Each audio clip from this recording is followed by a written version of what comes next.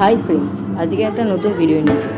একটা তার নিয়ে নিয়েছি, সেই তারের দুদিক থেকে দুটো মাস্কিং টেপ লাগিয়ে দিয়েছি। মাস্কিং টেপটা লাগানো হয়ে গেলে এটাকে পাতার আকৃতিতে কেটে দেবো। পাতার আকৃতিতে কাটা হয়ে গেলে তার উপর সবুজ রং করে দেবো। রং করে দেওয়া হয়ে গেলে কিছুটা এরকম দেখতে লাগবে।